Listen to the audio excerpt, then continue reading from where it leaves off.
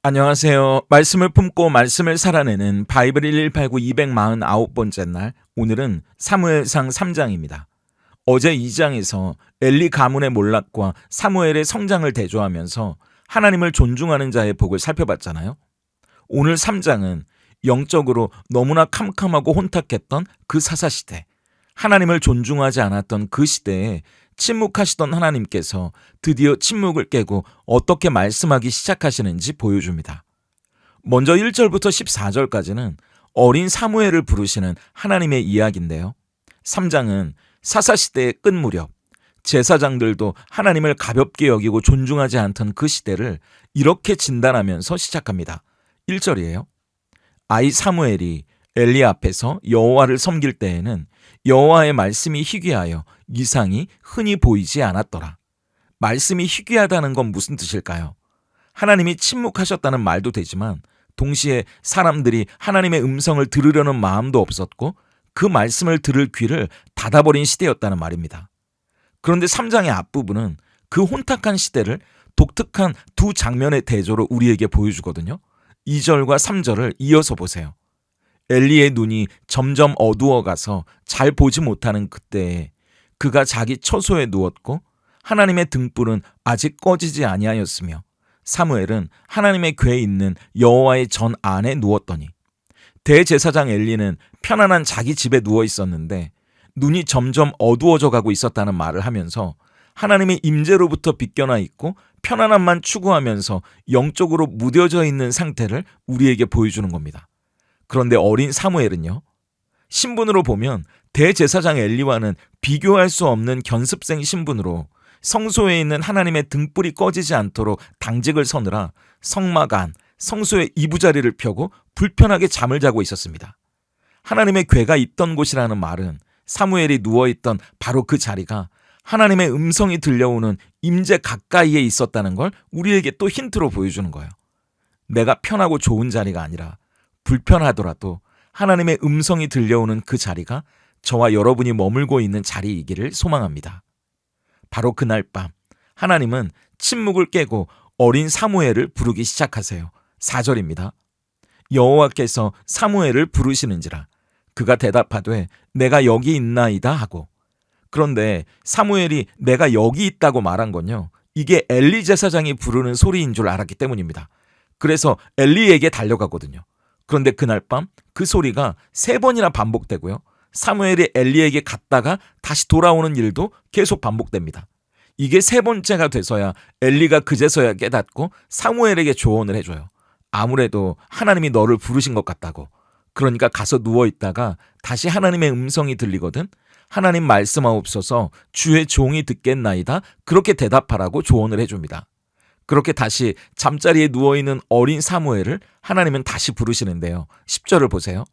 여호와께서 임하여 서서 전과 같이 사무엘아 사무엘아 부르시는지라. 사무엘이 이르되 말씀하옵소서 주의 종이 듣겠나이다 하니. 저는 이 장면을 몇 번 읽으면서 제 마음이 뭉클해지는 이유가 있는데요. 아무도 하나님을 왕으로 여기지 않고 그분의 음성에 귀를 기울이지 않던 시대라고 했잖아요. 그런데 하나님의 성소 안에 이부자리를 펴고 당직을 서던 그 꼬마 사무엘이 그 작은 입을 벌려서 하나님 말씀하세요. 제가 그 말씀을 듣겠습니다. 그렇게 무릎을 꿇는 겁니다. 여기서 듣겠다는 말은 단순히 귀로 듣는다는 말이 아닙니다. 무슨 말씀을 하시든지 그대로 순종하겠습니다. 저는 준비가 되어 있습니다. 그런 뜻이거든요.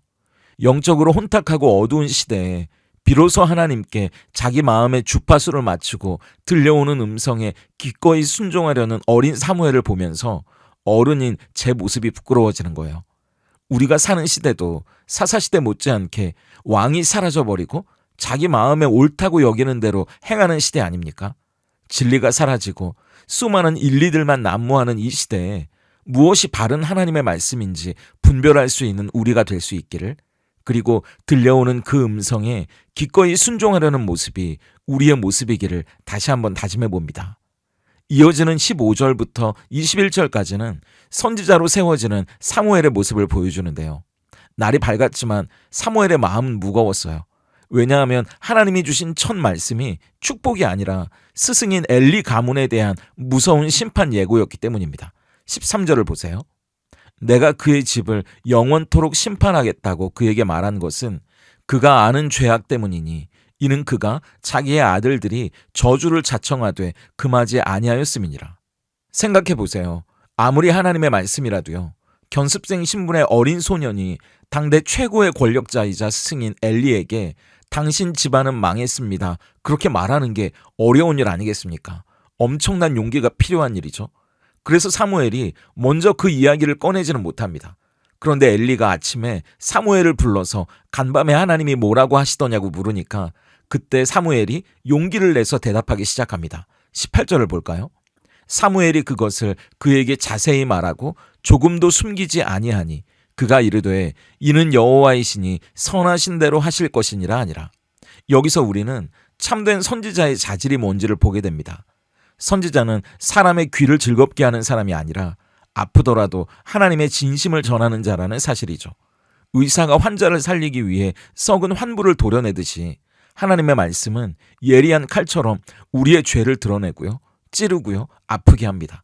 하지만 그 아픔을 직면해야 치유가 시작되는 거죠. 우리는 종종 좋은 게 좋은 거지 하고 적당히 타협하고 덮어주려고 하는데 하지만 그게 사랑이 아니라 오히려 이를 그르칠 때도 있다는 걸 우린 알아야 합니다. 진짜 사랑은 아프더라도 그 영혼을 살리고 세우는 거니까요. 하나님이 원하시고 기뻐하시는 게 확실하다면 그걸 하는 게 사랑입니다. 그래서 우린 그걸 알기 위해 그를 위해 기도하는 거죠. 내 생각대로가 아니라 하나님의 뜻을 알기 위해서 말입니다.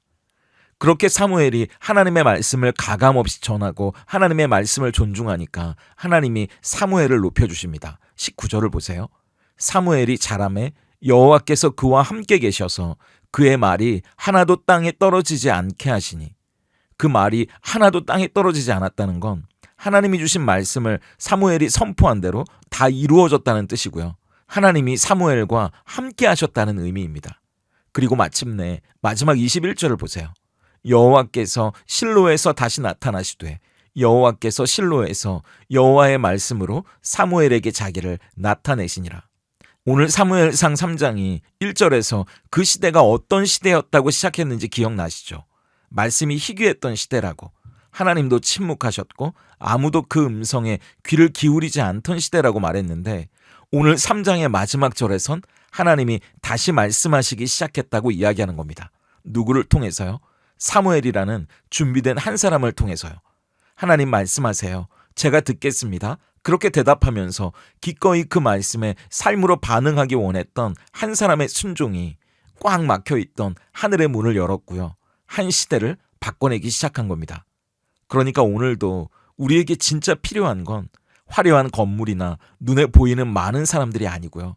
하나님의 말씀을 정말 존중하는 한 사람, 기꺼이 그 말씀 앞에 무릎 꿇는 한 사람입니다. 바로 그 한 사람이 매일 아침 하나님의 말씀 앞에서는 저와 여러분이 될 수 있기를 간절히 소망해 봅니다. 그렇다면 오늘 사무엘상 3장이 던지는 질문 앞에서 우린 어떻게 삶으로 대답할 수 있을까요? 첫 번째 질문은 내 영혼은 지금 어디에 머물고 있습니까? 예요. 말씀드린 대로 사무엘상 3장은 제사장 엘리와 어린 사무엘이 누워있는 장소를 대조해서 보여줬잖아요. 늙은 엘리는 자기 처소에 누워 있었고요. 어린 사무엘은 하나님의 궤가 있는 여호와의 전 안에 누워 있었습니다. 엘리가 누워있던 자기 처소는 익숙함, 편안함, 육신의 안락함을 상징하는 거였고, 사무엘이 누워있던 여호와의 전은 하나님의 임재가 있는 곳, 때로는 불편하지만 거룩한 영적 긴장감이 흐르는 곳이었죠.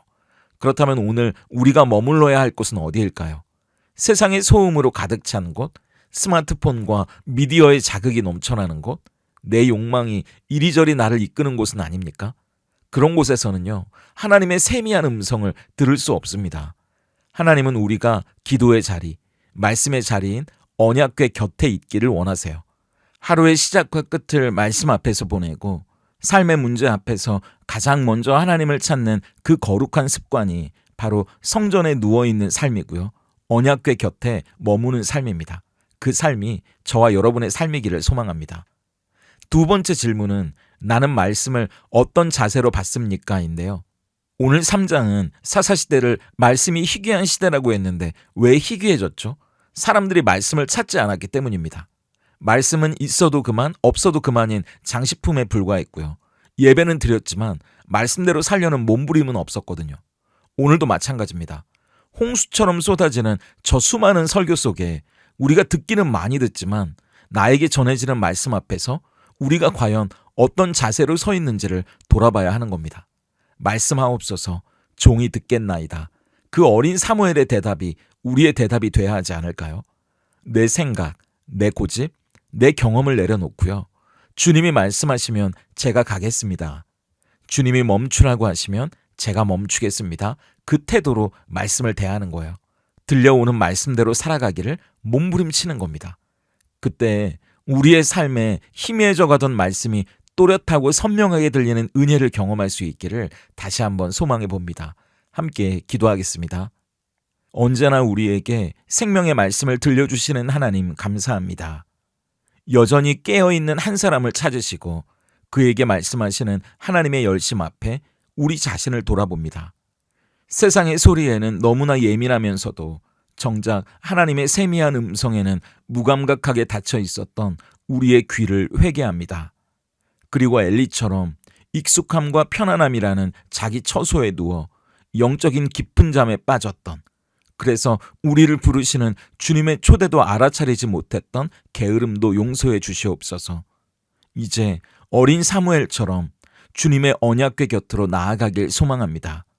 내 고집, 내 선입견, 내가 듣고 싶은 말만 골라들으려 했던 마음을 내려놓고 주님이 주시는 말씀이라면 그 앞에서 기꺼이 우리 자신을 돌아보고 순종으로 나아가는 사무엘의 영성을 주시옵소서. 특별히 우리의 자녀들과 다음 세대를 축복합니다. 혼탁한 세상 속에서 길을 잃지 않게 하시고 어릴 때부터 사무엘처럼 하나님의 음성을 분별하며 하나님과 동행하는 거룩한 세대로 자라나게 하시옵소서. 예수님의 이름으로 기도드립니다. 아멘.